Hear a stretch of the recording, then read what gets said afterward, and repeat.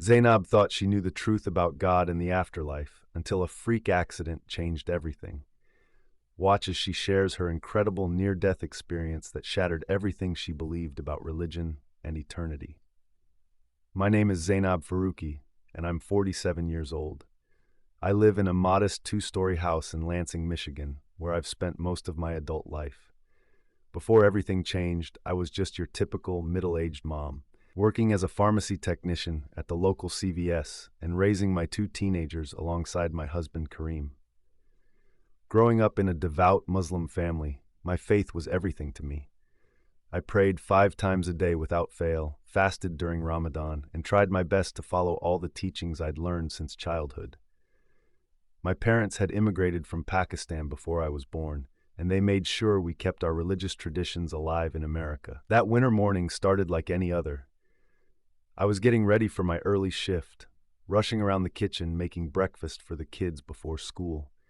The news was playing quietly in the background, something about a snowstorm heading our way later that week.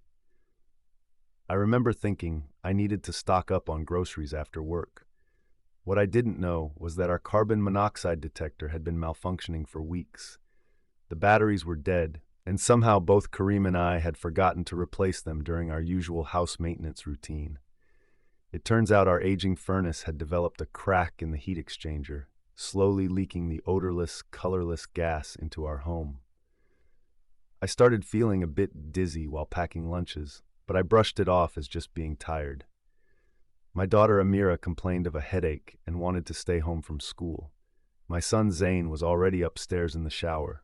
Kareem had left early for his job at the engineering firm downtown.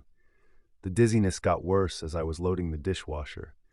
The room started spinning, and my vision became blurry around the edges. I remember reaching for my phone to call 911, but my fingers felt numb and clumsy. The last thing I saw was Amira's terrified face as I collapsed onto the kitchen floor. I later learned that Amira, despite feeling sick herself, had managed to call emergency services. The firefighters arrived within minutes, finding dangerous levels of carbon monoxide throughout the house.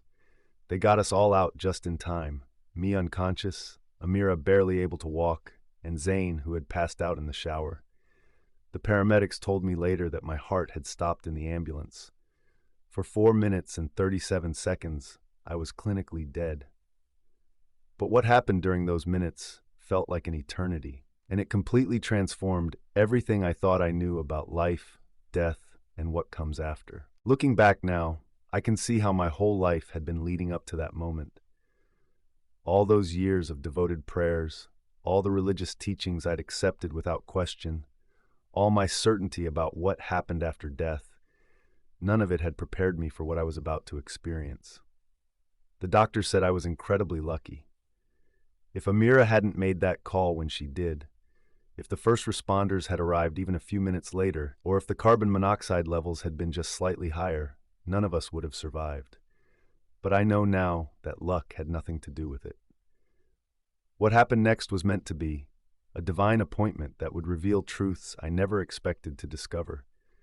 I had always judged my life by how well I followed the rules. Did I pray at the right times? Did I dress modestly enough?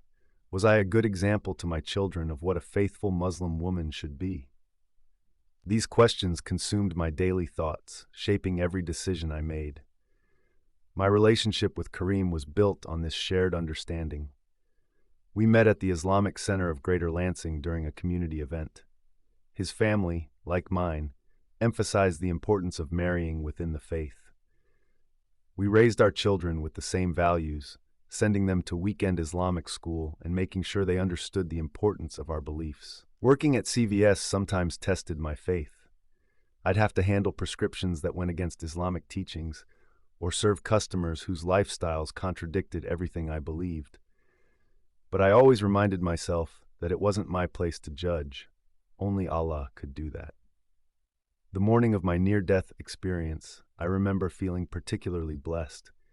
Amira had just been accepted to Michigan State University with a full scholarship. Zain's grades were improving after a rough start to high school. Kareem had recently received a promotion. Everything seemed to be falling into place, exactly as I thought it should, for a family that followed all the right rules. Looking out my kitchen window that morning, I watched the neighbor kids waiting for their school bus, bundled up against the Michigan cold. Mrs. Peterson from next door was shoveling her driveway, and I made a mental note to send Zane over to help her later. These small moments of ordinary life seemed so permanent, so secure. I had no idea that in just a few hours, everything I believed about the world, about life and death, about God, about truth itself, would be completely shattered. The certainty I'd built my life around was about to crumble like a house of cards in a strong wind. They say that near-death experiences change people, but that doesn't begin to describe what happened to me. This wasn't just a change. It was like being born again with new eyes, seeing the world as it really is for the first time. The truth I discovered during those 4 minutes and 37 seconds would alter not just my life, but the lives of everyone around me. As I moved through my morning routine that day, I had no way of knowing that by sunset, I would have a message so important, so urgent, that I would spend the rest of my life sharing it with anyone who would listen. A message about what really waits for us on the other side, about the true nature of God, and about the choices we make in this life that echo into eternity. The moment my heart stopped beating, everything changed. There wasn't any tunnel of light like you hear about in other stories. Instead, it felt like being suddenly dunked in ice-cold water, a shock that jolted through every part of my being. I found myself floating above my body in the ambulance. The paramedics were working frantically, their voices muffled like I was hearing them through thick glass. One of them was doing chest compressions while another prepared the defibrillator.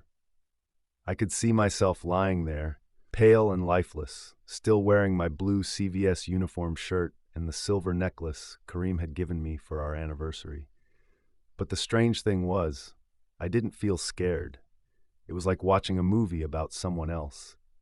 I noticed details I never would have caught otherwise. The young paramedic had a small coffee stain on his sleeve, and there was a crack in the ceiling of the ambulance that looked exactly like a question mark. Then everything went dark. Not the kind of darkness you see when you close your eyes, but a heavy, pressing darkness that felt alive somehow. I could feel myself moving through it, being pulled deeper and deeper by some invisible force. Suddenly, I wasn't alone anymore. There was a presence with me, beautiful and terrible at the same time. It didn't have a physical form I could see, but I knew it was an angel. Not the gentle wings and halo kind from greeting cards, but something so powerful and ancient that just being near it made my soul tremble. The angel spoke, but not with words. Instead, images and understanding flooded my mind. I saw my whole life playing out, but not just the things I'd done. I saw the ripple effects of every choice I'd ever made. The time I'd been unkind to a coworker and how that had affected her whole day. The moment I'd helped an elderly customer with her prescriptions and how that small kindness had given her hope when she needed it most.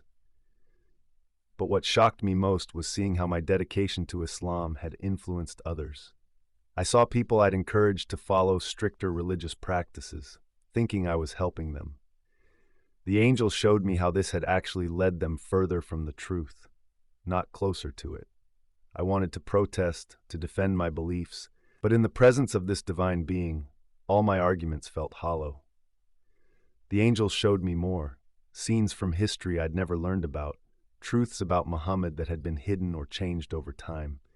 It was like scales falling from my eyes. Then the darkness around us began to change. I could see other souls moving through it, thousands of them, maybe millions. Some were being drawn upward toward a light I hadn't noticed before. Others were drifting downward, their spiritual forms growing dimmer as they descended. The angel showed me why. Each soul's destination wasn't random. It was the natural result of what they'd believed and how they'd lived. I saw Muslims, Buddhists, Hindus, and people of other faiths, all discovering that their sincere beliefs hadn't been enough. The truth had been available to them, but they'd chosen different paths. I watched as some souls realized their mistake too late. They called out to Allah, to their various prophets and gods, but received no answer. The angel showed me that there was only one way to reach the light above, only one truth that could save a soul from drifting down into the darkness. The angel then guided me closer to the descending souls. The experience was beyond terrifying. Their anguish was so intense, it felt like a physical force. I saw people I'd known in life, good people who'd prayed 5 times a day and given to charity, yet they were being pulled downward. Their prayers to Allah echoed uselessly in the void. I recognized Brother Kareem, who'd led prayers at our mosque for decades. He was there, his soul dimming as he descended, still clutching his prayer beads. Next to him was Sister Fatima, who'd taught Quran classes to our children. Their faces showed the same horrible realization I was experiencing, that all our devotion had been misplaced. The angel then showed me something that made my heart ache. Souls of children who died, including those from my own community. But unlike the adults, they were being drawn upward toward the light. The angel helped me understand that they were innocent, not yet fully committed to false beliefs. This mercy brought me both comfort and deeper sadness, knowing how many parents would never see their children again. We moved through this spiritual space, and I began to notice something strange. Some souls seemed to be wearing chains made of light, but they weren't physical chains. They were made of beliefs, traditions, and practices that had bound them in life. I could see my own chains too, glowing with Arabic calligraphy and Islamic symbols. They were beautiful but heavy, pulling me downward. The angel then took me to what looked like a vast courtroom, but it was made of pure light. Souls were appearing before a judge I couldn't see directly. The presence was too bright, too holy. Each soul's life was examined not just by their actions, but by what they'd chosen to believe when the truth had been available to them. I watched as a woman I recognized from our mosque was shown all the times she'd encountered Christian missionaries, all the times she'd seen churches or heard the gospel message but dismissed it. Each instance was like a witness against her. The truth had been there, but she'd chosen to stay in her familiar beliefs. Then it was my turn to face judgment. Every time I'd proudly declared the Shahada, every time I'd taught my children that Jesus was just a prophet, every time I'd dismissed the Bible as corrupted, all of it was laid bare. The weight of my error felt crushing. Unlike many souls I'd seen, my judgment wasn't final. I was being shown all this for a reason. The angel communicated that I would be given a chance to return, to share what I'd learned. But first, I needed to see more, much more. We began moving toward the light above, and I could feel my chains of false belief beginning to dissolve. As we moved upward, the light grew stronger. It wasn't harsh or blinding. It felt like being bathed in pure love. I began to see what looked like different levels or realms, each one more beautiful than the last. But the angel made it clear that these weren't the multiple heavens I'd been taught about in Islam. Then I saw him, Jesus Christ, but not as I'd known him from Islamic teachings. Not just a prophet, not just a good man, but God himself. His presence was overwhelming, filled with a love so powerful it felt like it would break me apart. The lies I'd believed about him fell away like autumn leaves in a strong wind. I saw the truth about the Trinity, not 3 gods as I'd been taught, but one God in 3 persons, a mystery that suddenly made perfect sense. It was like trying to explain color to someone who'd only seen in black and white. You can't really understand it until you experience it. The angel showed me scenes from history, the real history, not what I'd learned. I saw Jesus' death on the cross, which I'd been taught never happened, and his resurrection. I saw the early Christian church and how the message had spread. Then I was shown how other religions, including Islam, had twisted and distorted these truths. I witnessed something that shook me to my core, the true origin of Islamic teachings. The angel revealed scenes I'd never known about, showing me how political power and human ambition had shaped the religion I'd followed so devotedly. The real Muhammad was very different from the perfect prophet I'd been taught to revere. But this wasn't shown to me to condemn Muslims. Rather, it was to help me understand why so many sincere people had been led astray. I saw how Satan had crafted this deception carefully over centuries, using people's natural desire for structure and rules to lead them away from true salvation. The angel then took me to what seemed like a vast library, but instead of books, it contained people's life stories, not just what they did, but what they could have done. I saw alternate versions of my own life, paths I could have taken if I'd accepted the truth sooner. I saw my children growing up without the burden of false beliefs, my husband and I leading others to real freedom instead of deeper bondage. Then came the hardest part. I was shown people I'd influenced, friends I'd encouraged to be more devout in Islam, neighbors I'd invited to the mosque, even my own children whom I'd taught to reject Christian beliefs. The angel helped me understand that I would have to answer for this, not just for my own choices, but for how I'd affected others. But in the midst of this heavy revelation, I was also shown hope. I saw how my near-death experience would impact others. I watched as my future testimony would help people break free from the same chains that had bound me. The angel showed me Muslims who would hear my story and begin questioning their beliefs, starting their own journey toward truth. The light became even brighter, and I found myself in what I can only describe as the throne room of heaven. The presence of God was so powerful here that all my previous concepts of worship felt like pale imitations. This wasn't the distant, impersonal Allah I'd prayed to 5 times a day. This was a Father who knew me completely and loved me perfectly. In this throne room, I witnessed something that completely transformed my understanding of salvation. I saw souls entering heaven, but not through their own merits or good works alone. Each one had placed their faith in Jesus Christ, and their lives reflected that faith through the sacraments and good works inspired by the Holy Spirit. I finally understood that salvation was a gift of grace, received through faith, affirmed by the sacraments, and demonstrated by deeds. The angel then showed me how my religious devotion, which I'd thought would save me, had actually been a barrier. All my careful adherence to Islamic law, my ritual prayers, my fasting, these weren't paths to God, but attempts to earn what could only be freely given through faith in Jesus Christ and participation in his sacraments. I was allowed to witness actual conversations in heaven, souls who had recently arrived meeting Jesus face to face. Some had been Muslims like me, others Hindus, Buddhists, or atheists. What struck me was how many said, "But I was so sure I was right." The love they encountered was overwhelming, but for many, it was also too late.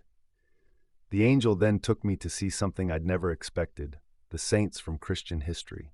But they weren't distant, unapproachable figures. They were alive, vibrant, and completely humble. I saw them worshiping alongside former Muslims who had found the truth during their earthly lives. There was no hierarchy, no special status, just joint celebration of God's grace. Then came the most difficult vision. I was shown hell, not just as a state of separation from God, but as a place of real torment, where flames symbolized the intense suffering of eternal punishment. The souls there weren't being tortured by devils with pitchforks. Their torment came from being in a place where God's presence was utterly absent, and the fire was both literal and a representation of their unending anguish. I saw religious leaders I had respected in life, men and women who had led thousands astray. Their suffering was intensified by seeing the impact of their teachings. Each soul that arrived because of their influence added to their torment. Yet even in their agony, they acknowledged the justice of their situation. The angel then revealed something that broke my heart. Millions of Muslims earnestly praying, but their prayers hitting what looked like a ceiling of brass. Not because God didn't hear them, but because they were praying to a false conception of God. I saw how Satan used their sincerity against them, keeping them satisfied with religious performance while missing true salvation through faith in Jesus Christ, participation in the sacraments, and living out good works inspired by genuine faith. Then I was shown my own future if I chose to return to life.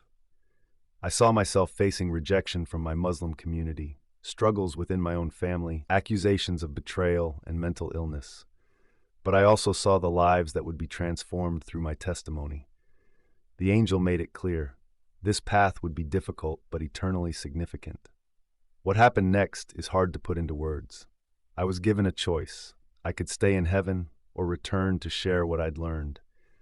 The comfort and peace of heaven were overwhelming, and part of me wanted desperately to stay. But when I saw the people who would be impacted by my story, including my own family, I knew what I had to do. Before sending me back, the angel gave me one final vision. I saw my own judgment day, but this time from the perspective of having completed my mission on earth. I saw myself standing before Jesus, not as a judge, but as my Savior, hearing the words, "Well done, good and faithful servant." The joy in that future moment outweighed any temporary suffering I would face. Coming back to my body felt like being squeezed through a tiny tube. My chest hurt from the CPR, and the bright hospital lights were shocking after the pure light I'd experienced. The first face I saw was Kareem's, tears streaming down his face as he held my hand. Our children were there too, their eyes red from crying. The doctors told me I was lucky, that most carbon monoxide poisoning victims don't survive. But I knew it wasn't luck. When they left the room, I tried to tell my family what I'd seen. Kareem thought it was just confusion from the lack of oxygen. Amira and Zayn exchanged worried looks. Nobody wanted to believe that their devout Muslim wife and mother was saying these things. The first few weeks after coming home were the hardest. Word got around our Muslim community quickly. People who'd been my friends for decades stopped talking to me. The imam came to visit, suggesting I needed psychiatric help. My own parents called from Pakistan, crying and begging me to take back what I was saying. Kareem was patient at first, thinking it was just a phase. But when I stopped attending mosque and started attending a local church, participating in the sacraments, and engaging in charitable works inspired by my new faith, things got tense. He would find me praying the rosary or reading the Bible, finally understanding verses that had been twisted in my Islamic education. We fought about what to tell the children, about whether I was having a mental breakdown. But slowly, something amazing started happening. People began reaching out privately, other Muslims who had doubts, who had their own questions. A friend from my mosque confessed she'd been secretly attending church services and was curious about the sacraments. My daughter Amira started asking questions about what I'd seen, really listening to the answers. 6 months after my experience, I was invited to speak at a small church. I was terrified, but the moment I started sharing my story, something shifted. The words just flowed. People were crying, including some Muslims who had come out of curiosity. 3 people accepted Christ that day, choosing to express their faith through baptism and committing to lives of good works. Now, 2 years later, our house has become a sort of unofficial meeting place. Every week, seekers come with their questions. Former Muslims, doubters, people who've had their own supernatural experiences. Kareem still hasn't accepted my new faith, but he's softened.